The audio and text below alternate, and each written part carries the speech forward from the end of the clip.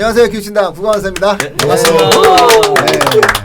이제 마지막 문법의 피날레. 피날레.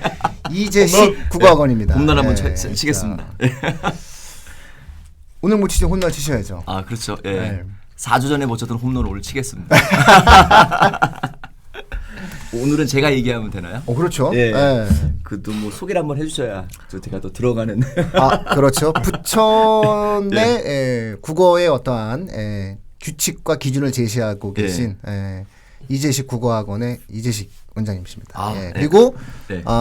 신도시 청라의 교육에 대한 어떠한 국어 교육의 변화를 위해서 할 수 없이 들어가 주신 청라교육도 책임지고 계신 청라교육도 책임지고 계신 부천의 이재식 국어학원의 이재식 원장님으로부터 저희가 오늘은 또 뭔가를 듣는 시간이죠. 문법에 대해서 또 이제 이제 학습에 대한 말씀드릴 건데요. 제가 이제 먼저 이제 말씀드리기 전에 저는 이제 그러니까 대상을 좀 명확히 하고 말씀드릴게요. 그러니까 요 교육 과정에 대한 이야기를 초등학교 또 우리 이제 중등 부모님 반드시 들으셔야 되고요. 이거 못 들으시면 후회할 겁니다. 자신 있게 말씀드리고요. 그리고 요 과정을 꼭 복사해서 링크 걸어서 좀 많이 알리시면 굉장히 많이 도움 받으실 거예요. 좋아요, 구독도 해주셔야죠. 엄청 좋아요도 눌러주시고요. 왜 그러냐면 말씀드리냐면 사실은 이제 가르치는 사람 입장에서 가장 자기가 자신 있게 얘기할 수 있는 부분이 몇 가지 있잖아요. 그 중에 한 부분이 제가 이제 문법 관련해서 우리 초등학교, 중학교 아이들이 공부를 학습에 대한 얘기를 지금 제가 말씀드릴 수 있거든요. 그 부분은 저 개인적으로는 정말 중요한 내용이어서 이건 어떤 뭐 학원의 입장이 아니라 우리 사회의 어떤 구성원과 또 우리 아이들의 교육을 위해서 하는 필요한 내용이기 때문에 좀 말씀을 드려요. 일단은 초등, 중등 부분이 꼭 기억하시고 메모도 하시면 좋을 것 같아요. 일단 저희가 국어학습 보면은 이제 파트가 3가지가 있잖아요. 크게 보면은 저희가 문학이란 파트가 있고 독서, 비문학 파트가 있고 문법 파트 이제 있다 가정을 하면 일단 독서 같은 경우는 저희가 지식 체계를 이제 습득하는 과정들, 추론 능력을 기르는 과정들 이걸 많이 이제 물어보는 이제 과정이 되고요. 그다음에 이제 문학 같은 경우는 이제 감성을 바탕으로 해서 소통 능력에 대해서 향상이 돼요. 제가 말씀드리는 건 뭐냐면 시험을 말씀드리는 게 아니라 아이가 성장하는 과정에 필요한 지혜 또 우리가 갖게 된 어떤 사고의 책임을 말씀드리는 거거든요.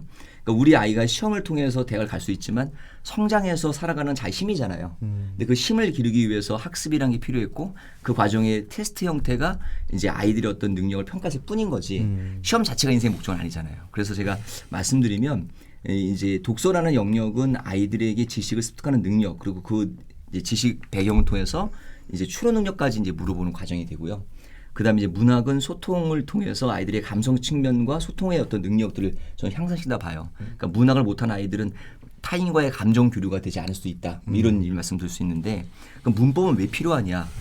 저는 문법을 초등학교 가능하면 좀 고학년부터 그리고 중학교 때부터는 필수적으로 해야 한다고 생각하거든요. 그 이유가 한국 사람이기 때문에도 있어요.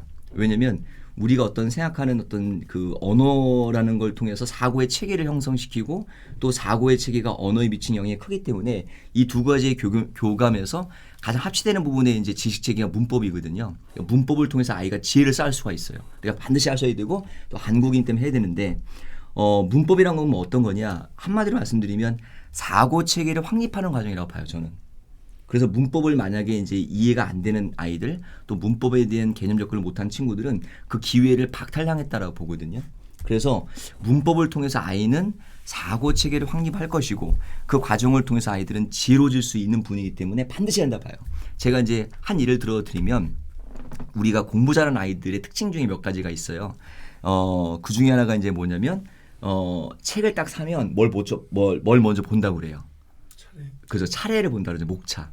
아마 부모님들 얘기 다 들으셨을 거예요. 지금 초등 부모님들, 중등 부모님들 정말 잘 들고 계시죠? 네. 네, 알겠습니다. 효과음을 네. 효과음은 제가 방송 좀 알아서 스스로 방송을 망가뜨리고 있어 지금.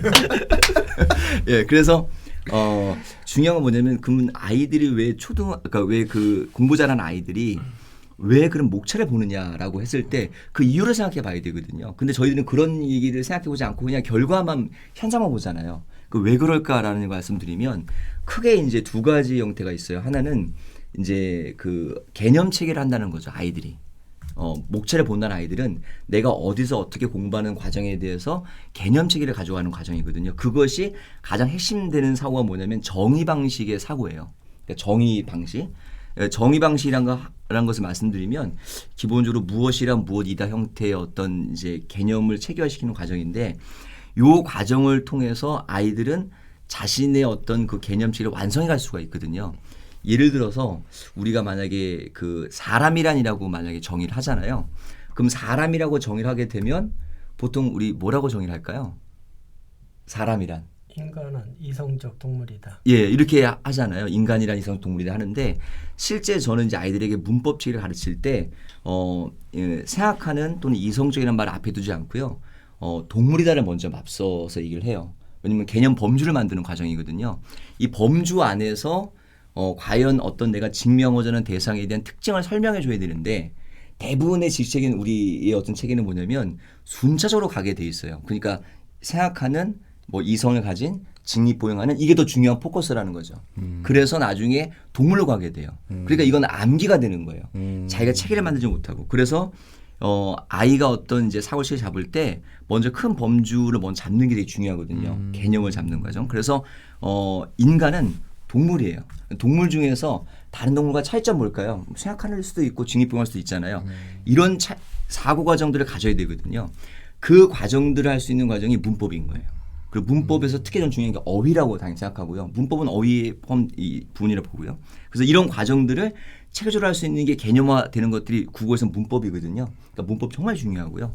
두 번째는 이제 목차 보는 아이들이 그런 개념 체계도 잘하지만 또 하나가 뭐냐면 사고의 명확성에 대한 판단을 하는 것들을 잘해요. 그러니까 예를 들어서 이걸 우리가 뭐 알고리즘적 사고라고 보통 얘기를 하잖아요. yes, no, yes, no 컴퓨터 하는 것처럼 yes, no, yes, no에서 마지막에는 뭐 이제 o로 가거나 yes, 뭐 no로 가거나 이렇게 이제 딱 그 가는데 그 과정은 뭐냐면 아이들이 단계적 사고를 해야 되거든요. 그러니까 내가 이제 어떤 지식 정보가 어느 체계 속에서 있는지에 대한 명확한 그림, 체계도를 가지고 있어야 되는데 그 체계도를 가지는 과정들이 쉽지가 않아요. 그러니까 비문학이나 또는 이제 국어에서 배우는 문학에서는 그런 체계성을 논하지는 않거든요. 그러니까 사고라는 거 연습하지는 않아요. 지식을 배우는 걸 하고 감성 소통을 중심으로 하잖아요. 그러니까 문법에서 배우는 과정은 다 그걸로 돼 있어요. 개념 정의와 사고 체계가 체계도를 통해서 어떤 저희 알고리즘을 사고하게 만들게 돼 있거든요. 그러니까 제가 말씀드린 문법이라는 것을 단순하게 품사 이것만 말씀드린 게 아니라 보통 아이들이 문법이라 저희 규정할 수 있는 거에는 어휘적 측면도 굉장히 강화되어 있기 때문에 초등학교, 중학교 부모님이라면 반드시 문법에 대한 어휘부터 해서 문법 개념 과정들을 단계를 밟아가야 돼요. 그러니까 제가 문법 수업을 하면요, 저는 좀 감동시키거든요. 왜냐하면 아이들 스스로 자기 지식체계에 대해 돌아보게 되는 과정이 돼요. 가장 감동 많이 받는 애가 고3들이에요. 왜냐하면 수업을 듣고 나서 자기는 처음 들어본 인생의 얘기를 들은 거예요. 아, 내가 이렇게 사고하는 과정들에 대해서 부족했구나라는 생각을 하게 되고요. 그 다음에 제가 이제 가끔 특강식으로 이제 아이들에게 수업을 진행할 때가 있는데 그때는 이제 무학년제식으로 좀 수업을 하려고 하거든요. 그러니까 좀 필요한 아이들은 뭐 중학생도 들어도 되는 과정들이 있는데 제가 가끔 놀라운 아이들 봐요. 중학교 아이들이 들었는데 그 아이들의 사고는 고등학교의 어떤 이제 다전 사고가 또 아니잖아요. 개념 체계를 훨씬 더 빨리 이해하고 나중에 이제 제가 서머리 툴을 하려면 걔들은 마인드맵을 해가지고 와요. 그러니까 그 아이들은 열려진 사고를 하게 되고 앞으로 많은 시간 동안 그걸 반복할 수가 있잖아요. 그러니까 문법적 과정을 배워서 한 번으로 끝내는 게 아니라 그것을 반복적으로 계속 할 수 있는 시간이 필요한데 그 시간을 하기 위해서는 초등 고학년부터 중등학년이나 시작하는 게 좋다 저는 생각하고 단지 이것을 그냥 좀 이렇게 말씀드리면 문법을 점수화시키는 과정을 생각하지 마시고 그걸 통해서 아이가 지식 체계를 쌓아가는 과정을 생각해 주시면 굉장히 가치 있는 전 수업이라고 생각이 들어요. 그리고 그것에 플러스 하나 알파 되는 것이 이제 시험 점수일 거고요. 그래서 이제 아이들이 이제 그런 과정이기 때문에 제가 좀 말씀을 좀 강하게 드립니다. 그리고 지금 만약에 초등학교 고학년 부모님이라면 반드시 해야 될 첫 번째 문법. 그러니까 문법이 지금 저희가 뭐 명사, 대명사 뭐 이런 것도 중요하지만은 시작점을 말씀드리면 한자 성어부터 한번 공부해 보시는 건 가장 좋은 방법이라고 생각을 하거든요. 그러니까 예를 들어서 한자 성어를 단순하게 스토리로만 기억하지 말고 한자어도 파악을 하고요. 한자성어를 보통 공부하다 보면 여러 가지 단어들이 많이 나오게 돼요. 그럼 단어들이 모르는 게 아이들이 거의 아무리 쉬운 한자성어 책이라 하더라도 한 성어마다 그걸 해설해 주는 거 보면 대여섯 개 단어들은 모르거든요. 그런 것들부터 알아가게 되면 아이들은 이야기도 배우게 되고 또 한자적 능력도 가지게 되고 또 어휘를 또 알아가는 표현에 대한 다양한 것도 가져갈 수가 있잖아요. 그러면 이제 어휘를 중심으로 좀 공부하라 말씀드리는 거죠. 그리고 마지막은 이제 중학생들 같은 경우는 가급적 이게 좀 현실은 어렵지만 어휘 그 사전 노트를 가지면 좋겠다. 그러니까 자기가 하루에 5개든 10개든 사전에다가 조금 찾아서 그거를 정리한다면 저희들이 옛날 뭐 어릴 때 했던 영어 단어장 만드는 것처럼 정말 최고. 저는 그거를 최근에 사실 못 시킵니다. 우리 교육 시장이 너무나 이제 입시 위주로 가다 보니까 제가 이거를 10년 전까지는 했었거든요. 근데 아이들에게 1년 시키면 정말 많이 발전합니다. 왜냐하면 아까 제가 말씀드린 정의의 개념적 방식하고 알고리즘적 사고를 가장 잘 해놓은 책이 뭐냐면 사전이거든요. 사전은 그 어휘를 찾고 뜻을 해석하면서 누구나 다 시나브로 그걸 하게 돼 있어요. 그게 왜 중요한지 몰랐어도 알고 한다면 더 좋은 거고요. 그래서 저는 이제 제가 이제 문법에 대한 학습법도 되게 중요하지만 이제 그걸 좀 더 어휘로 말씀드린 것은 지금 대상이 초등 중등 부모님들이어서 제가 말씀드리는 거고, 그리고 이제 중학교 한 2학년쯤 된다면 내신에서 문법도 되게 중요하잖아요. 그리고 또 고등을 위해서도 또 필요하기 때문에 그럴 때는 반드시 집중적으로 저는 문법을 한번 정리할 필요가 있다. 그러니까 아이들이 한 학기 한 번씩 배워서 하는 문법 때문에 엄청 부담스러워해요. 왜냐하면 한 학기 배우고 다음 학기 또 배워야 되는데 그때는 또 까먹었잖아. 앞에 걸 또 있잖아요. 그러니까 가능하면 아이들에게 우리 국어 문법이 영문법과 다르게 엄청난 개념적 시간을 투자하지 않아도 되거든요. 그래서 한 달 정도의 집중 기간이면 웬만한 아이들은 다 해낼 수가 있어요. 뭐 인강도 있고 학원 수업도 있고 저한테 오셔도 됩니다. 그래서 이런 과정이 있기 때문에 좀 집중적으로 한번 중2나 중3 때 한번 정리해 둔다면 대단히 도움된다. 그래서 이렇게 말씀드립니다. 예. 무슨 말씀인지 알까요? 예. 그러니까 우리 이재식 대표 이야기는 예. 문법 공부하듯이 다른 과목도 공부해라. 저는 그렇게 그렇죠. 예, 맞습니다. 그러니까 예. 문법이 예. 굉장히 체계화되어 있죠. 훌륭하신 분입니다. 그러니까 상위 카테고리로부터 네. 하위 카테고리로 네. 정보를 세분화하고 네. 굉장히 개념적 지식 위주로 전달하기 때문에 문법 공부를 하듯이 다른 그렇죠. 공부를 예. 하면 그러니까 예. 이재식 대표 같은 사람에게 지식 체계로서의 문법 공부를 하면 아마 사회도 과학도 다른 과목도 그렇죠. 잘하게 될 것 같아요. 그렇죠. 그게 바람이죠. 그건 예. 정말 예. 동감합니다. 예. 예. 왜냐면 제가 이제 이 부분을 저는 이제 교육 과정을 이제 애들 지도할 때 그러니까 사고의 체계량을 굉장히 많이 좀 생각을 하거든요. 어떻게 하면 아이들이 똑똑해질까, 지혜로워질까. 그러니까 이제 저희가 암기는 필수인데 암기하기 전에 과정에 대한 생각들은 저희가 못하고 할 때 많잖아요. 지식을 넣어주는 경우만 있다 보니까. 그래서 이제 그런 부분이고, 그리고 또 하나가 문법 공부를 하면서 그 개념 정리를 하려면 서머리 노트를 또 만들어야 되잖아요. 그러면 뭐냐면 학습 습관이 만들어집니다.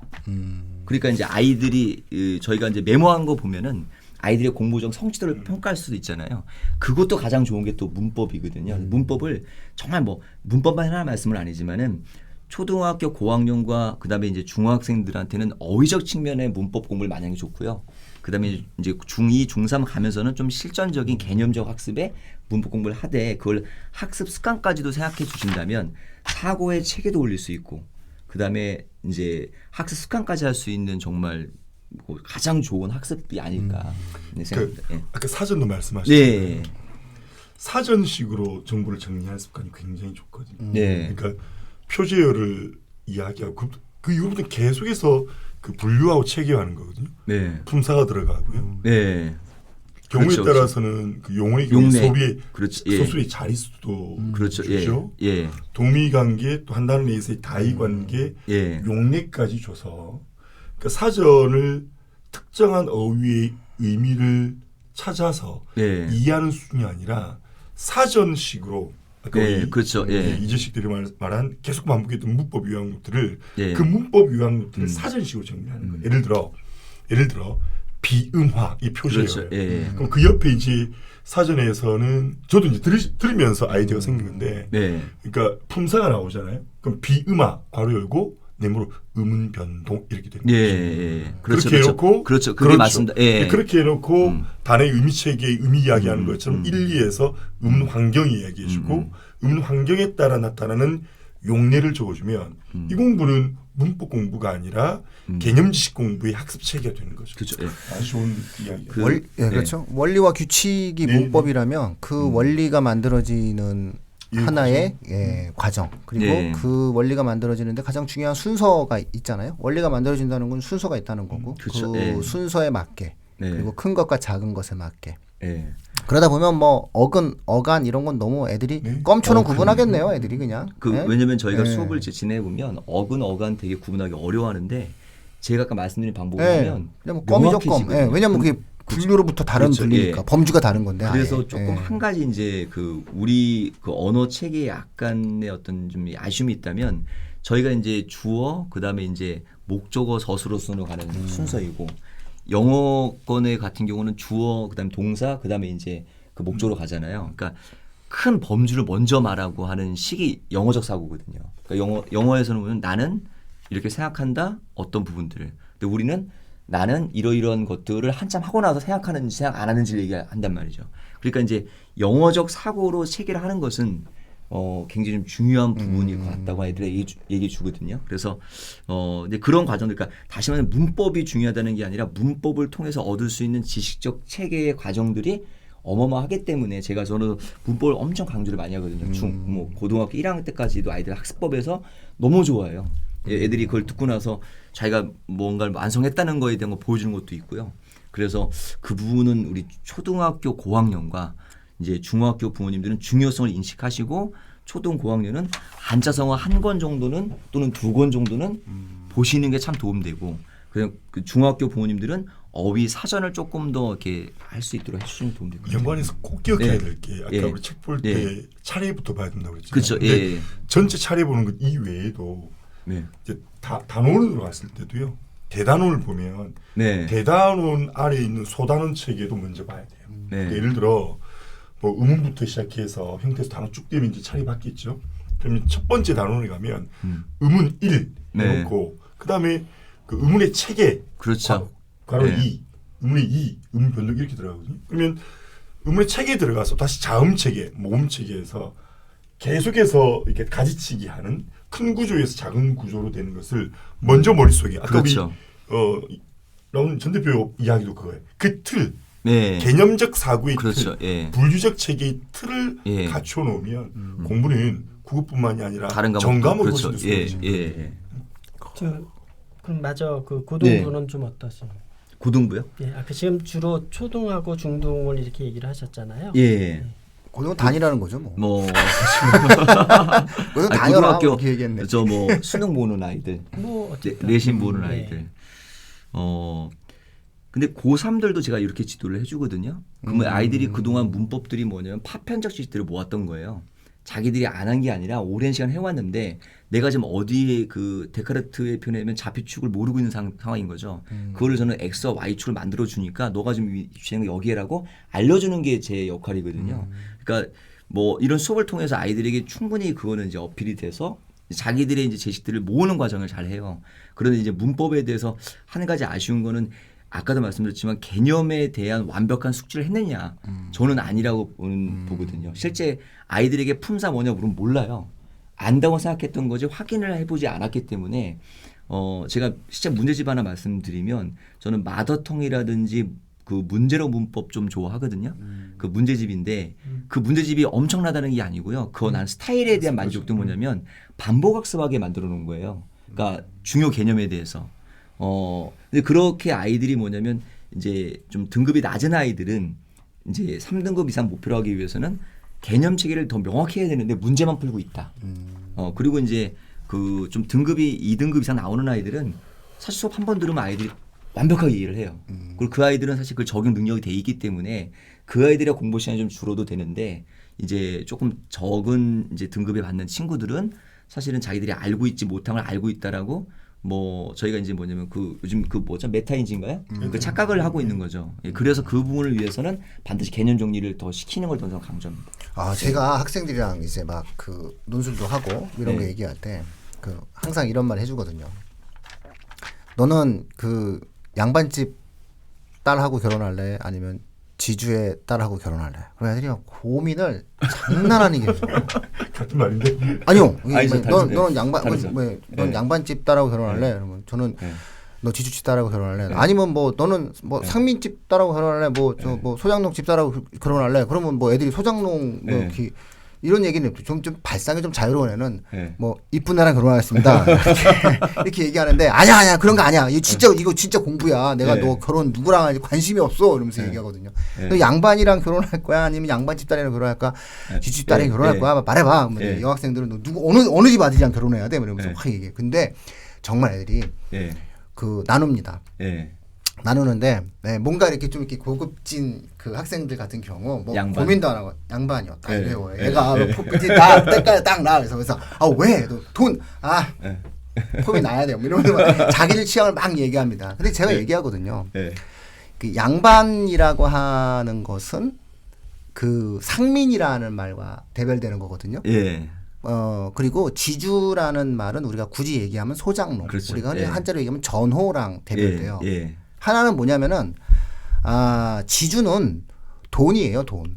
경제적인 계급으로 나눠진 거죠. 그러니까는 지주는 돈이 있는 땅이 있는 사람, 생산수단이 땅이 있는 사람이고 소장농은 땅이 없는 사람. 경제예요, 경제. 그 다음에 양반은 엄마 아빠가 양반이어야 되죠. 그렇죠. 그러니까 상민이라고 하는 것은 피, 혈통. 결국은 양반과 상민은 신분적인 형태로 나눠본 거고요, 사람들을. 그렇죠. 지주와 전호는 계급적으로 한번 나눠본 거예요. 그러니 그래서 제가 한마디 하죠. 너는 근데 네가 시집을 갔는데 양반인데 소장농이야. 야, 너 어떡할 거라고. 너무 싫어요. 뭐 이렇게 얘기해요. 야, 근데 너는 그러면서 학생들한테 얘기하거든요. 양반 지주한테 가면 돼. 양반인데 지주가 있을 수 있어. 아니면 자유로운 영혼들은 상민 지주집으로 가. 그게 좋아. 이러는 거예요. 그러면서 얘기해 주거든요.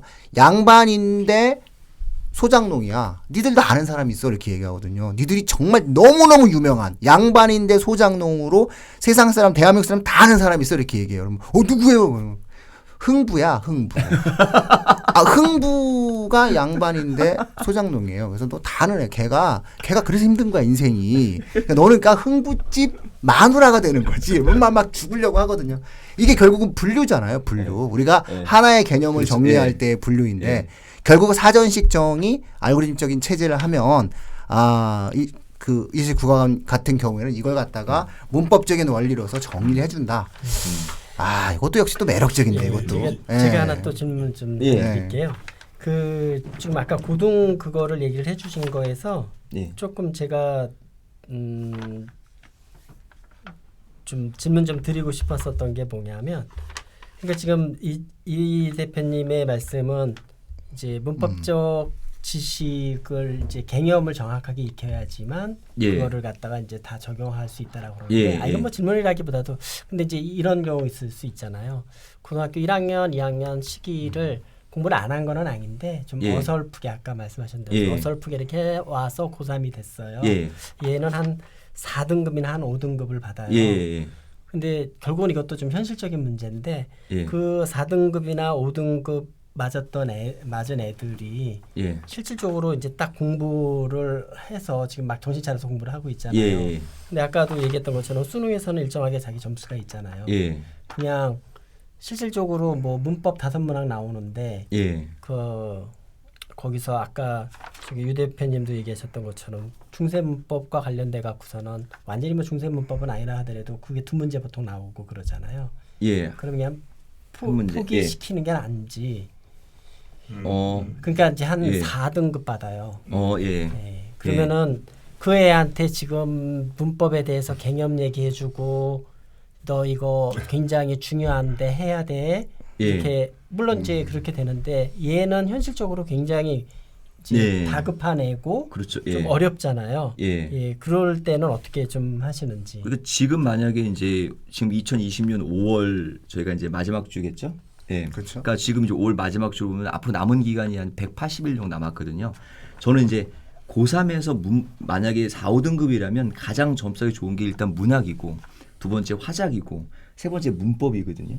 그러면 이제 문법을 포기하라고 말한 적은 사실 없는데 한 100일 미만까지는 문법을 해야 한다고 보고요. 그 문법 개념 정리하는 것은 사실은 뭐 한 달 정도면 충분히 정리할 수 있기 때문에 혼자 정리하더라도 그러니까 그 친구들에게 다른 점수를 따는 것보다는 문법 점수를 따는 게 훨씬 더 수월하다. 그래서 저는 그 이제 스스로 개념 정리를 시키든 제가 수업을 해주든 해야 되는 게 우선이라고 봅니다. 네. 보통의 경우 뭐 저기 국어가 4, 5등급이면 수학도 4, 5등급이 확률이 그렇죠. 높기 예, 때문에 수학을 안 하고 국어랑 타탐이나 국어랑 과탐을 해야 돼요. 예, 단 이제 괜찮을 것 같아요. 예. 근데 어쨌든 제가 이제 아이들한테 학습적 시간을 좀 안배를 해주거든요. 그러니까 제 수업 듣는 아이들 너가 공부를 하고자 했을 때 하루에 2시간에서 3시간 국어를 안 한 수능 공부한다고 전제하면요. 2-3시간을 국어를 안 하면은 안 된다라고 전 전제를 하거든요. 그럼 그 2-3시간의 학습 시간 중에서 얼마큼 문법을 투자할 거냐. 이제 그거는 이제 제가 이제 사전에 말씀드렸던 한 3시간 정도.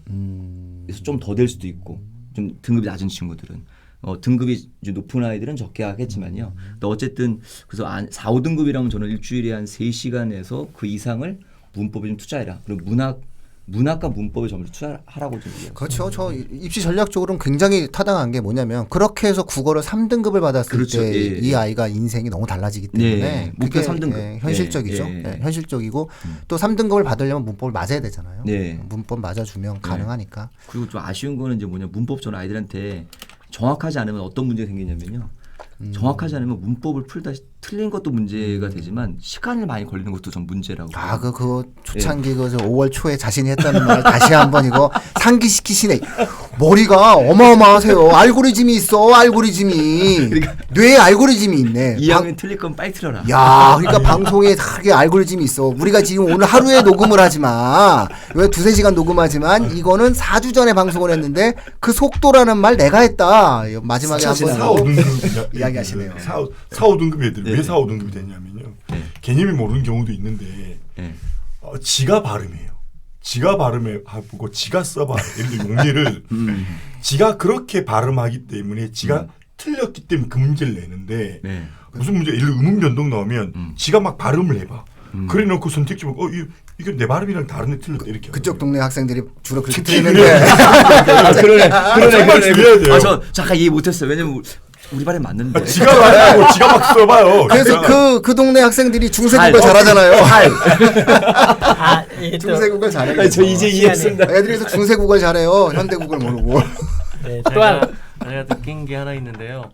다들 비슷한 말씀하시는 것 같아요. 네. 분류 속에 동시에 기준과 연계성. 네. 그러니까 분절된 것만 가지고는 안 되고 명확한 기준을 가지고 분절된 것을 통합할 수 있는 능력 그런 것들을 다 공통점으로 말씀하시는 것 같아서 결국 다 비슷한 생각을 갖고 계시구나라는 생각을 또 하게 된 것 같아요. 네. 거기다가 조금만 하나만 더 또 질문 비슷하게 아까 이제 얘기를 하셨으니까. 네.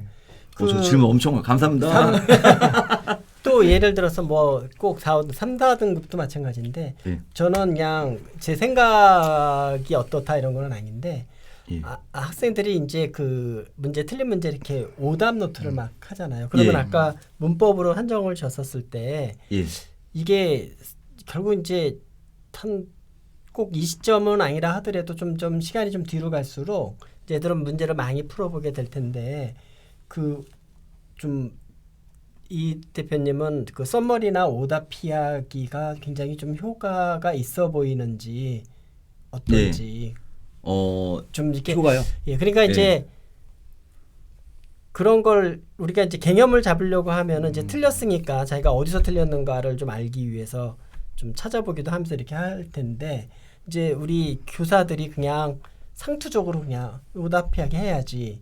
썸머리 해야지라고 하잖아요. 근데 진짜 뭐 필요하다면은 필요할 수도 있는데 그거야 이제 또 시간의 문제잖아요, 애들한테. 이제 그런 거에 대해서는 어떻게 생각을 하시는지. 그러니까 오답 해야 돼, 말아야 돼. 해야죠. 그리고 저는 이제 그 문제를 풀었을 때 문제 이제 그 OX에 대해 연연하지 말라고 좀 얘기를 하거든요. 그러니까 맞는 거는 너가 아는 지식을 확인하는 거고. 틀린 것은 너가 모르는 지식을 이제 모른다는 걸 알게 됐으니까 그러면 결국 두 가지는 뭐냐면 너가 학습으로 이어져야 되는데 아이들은 OX에 연연을 해요. 그러니까 이제 오답 노트의 일본은 뭐냐면 학습으로 이어지기 위한 과정이 오답 노트잖아요. 그러니까 이 최악이 뭐냐면 제가 또 하나 팁 하나 드리면 다시 풀라고 하는 선생님들이 계세요. 저는 이해는 합니다. 하는데 다시 풀었을 때 아이들의 그 생각은 뭐냐면 편견에서 빠져나오지 못하거든요. 2번 썼던 애가 2, 3번 고민하다가 2번 써 틀렸어요. 다시 풀려면 걔가 3번을 써요. 맞았다라고 생각을 하거든요. 그리고 정리를 안 해요. 반대로 또 2, 3번 고민하다가 2번 쓸 때 맞은 거예요. 맞힌 거죠. 그러니까 얘는 또 자기 맞다고 생각하는 거죠. 결국 오답이라는 건 뭐냐면 맞고 틀리고의 문제가 아니라 내가 풀었던 문제를 통해서 어떤 고민을 내 것으로 만드는 과정이냐거든요. 저는 그래서 오답 정리 되게 중요히 여기고요. 아이들이 제가 아까도 학습 습관 말씀드렸잖아요. 그러니까 오답 정리를 잘하는 아이들이 그 학습 습관을 만들어가는 과정에서 꼼꼼하게 보게 되거든요. 그래서 저는 그 왜 중학교 때까지 부모님들이 애들 답안지를 안 주세요. 저는 그거 좀 최악이라고 생각하거든요. 왜냐하면 아이들이 이제 뭐 그 일주일 전에 문제를 풀었어요. 학원에 가서 채점을 해야 되잖아요. 일주일 후에 오면 내가 풀었던 일주일 전에 그거 기억이 안 납니다. 어떤 문제든 간에. 그러니까 자기가 정리를 할 수 있는 시간이 없었던 거죠. 그리고 그러고 나서 이제 답안 맞히게 되는 거예요. 근데 이제 그 어느 정도 중학교 좀 학년 올라가면 아이들이 컨닝 잘 안 하거든요. 그러니까 자기 스스로 공부를 시켜서 정리하고 만들어 와야 오늘 풀고 오늘 정리 끝내야 다음에 내가 질문거리가 생기는데 이제 예를 들어서 이제 어떤 과목은 숙제가 많은 과목이 있어요. 그 과목 같은 경우는 뭐 50문제, 100문제를 풀어와라. 애들이 3, 4시간을 풀어가지고 와서 답을 그때 가서 맞히거든요. 저는 그 과목에 대한 특성이 그럴 수도 있겠지만은 제 생각에는 오늘 고민했던 건 오늘 끝내야 되는 게 오답 노트다. 그 오답은 학습이지 오답은 문제의 OX를 말하는 게 아니다. 그러니까 이름이 오답이라고 하지 말고 다르게 바꿔서 학습 노트라고 하는 게 낫겠죠. 그죠? 예, 그래서 저는 책에 대해서 엄청 필기를 많이 시킵니다. 꼭 제가 정말 이 말씀을 꼭 드리고 싶은데요. 오답도 활용하는 방법, 오답도 작성하는 방법인데 아까 우리 분류 계속 이야기했으니까 정답 중에도 정확하게 알아서 맞힌 문제가 있고요. 네. 애매모호한데도 맞힌 경우가 있어요. 이른바 찍어서도 그렇죠. 맞힌 게 네. 있죠. 그러면 오답 노트 작성하면 찍어서 맞힌 것도 오답으로 처리하고 공부를 해야 돼요. 애매모호한 것도 다시 봐야 돼요. 그렇죠. 예. 틀린 것 중에 알면서 틀린 경우도 있어요. 이것도 봐야 돼요. 이건 내가 왜 그 문제를 틀렸는가 고민해야 되는 거고요. 애매모호하게 알아서 틀린 것도 공부해야 돼요. 그렇죠. 예. 또는요, 이제 몰라서 틀린 것도 있죠. 그러니까 정답의 경우를 3케이스, 오답의 케이스를 3케이스로 나누면 6개의 케이스 중에 우리가 오답 노트에 될 경우는 5개의 케이스예요. 그런데 그렇죠. 대부분이 네. 가입표에 있던 3개의 케이스만 공부를 하거든요. 이건 국어뿐이 아니라 다른 과목도 그렇습니다. 맞아요. 그래야만 예. 완전 예. 학습이 되죠. 예, 맞아요. 저기 그 원장님 지난번에 갔는데 예. 제가 한번 놀러 갔거든요. 아, 예. 근데 완전 그날 뭐 그냥 한라산. 그날 막 갔더니만은 무슨 호텔 중식당 데려가 주시고 막 엄청나게 막 한라산 먹다가 갑자기 그 이제부터 시작인가 싶은데 갑자기 그 집에 가셨어요. 굉장히 깔끔한, 굉장히 깔끔했어요. 굉장히 깔끔했는데 예. 제가 그때 그 상동 쪽에 있는 예. 거죠. 부천 예. 상동 예. 쪽에. 상동병원. 예. 네, 사실 그 골목에 예. 제가 굉장히 잘 가는 예. 낙지 좋아하세요? 아, 네. 거기 그 낙지 탕탕이 집 있어요. 나중에 한번 예. 고 한번 가보세요. 아, 네. 알겠습니다. 갈 때 뭐가 좋은 데로 알죠? 예? 뭘 가지고. 탕탕이 집에 갈 때 교재 챙겨 들고 노트 챙겨 들고 이렇게 예. 낙지 탕탕이가 제가 예. 진짜 좋아하는 집이에요. 그거 한번 가서 예. 상동 쪽에. 근데 청라에는 어디쯤 계세요? 청라가 이제 좀 도시가 좀 이제 예쁘고 길게 생겼어요. 수로 중심으로 해서 오. 제가 좀 반한 게 뭐냐면 그 도시 한가운데 수로가 있거든요. 카약을 할 수가 있고요. 그래요? 예, 그다음에 이제 수로 주변으로 사실 걸을 수 있고 아파트가 다 수로 중심으로 모여 있어요. 그러니까 소통이 되게 자유로운 공간인 거예요. 그래서 약간 저 수로 형태니까 길겠죠. 거기 딱 저희 가운데 있는데 제일 요충지여서 수로 가운데 그럼 되겠네요. 수로 그렇죠. 가운데 있구나. 있는데, 근데 정말 주인공은 그 도시가 요즘 이렇게 신도시가 예쁘게 지을 수가 없어요. 저는 요번에 이제 그 아파트를 부정하는 경우도 많잖아요. 저도 뭐 아파트를 좋아만 하진 않지만 참 사람이 살기 좋게 만들어놓은 도시가 청라 같아요. 네, 또 저는. 깨알 또 그 사시는 곳에 사는 곳을 사랑하지 않으면 거기서 학원하기도 좀 쉽지 않죠. 부동산 네. 24까지. 알겠습니다. 낙지 탕탕이 찍고 한번 가보겠습니다. 가보세요. 예, 상동의 맛집입니다. 예. 자 오늘 그 부천과 청라 수로가 있는 도시 청라에 계신 이재식 원장님 모시고 문법에 대해서 한번 살펴보는 시간 가졌습니다. 예, 고맙습니다. 예, 고맙습니다. 감사합니다. 다음 주에 뵙겠습니다.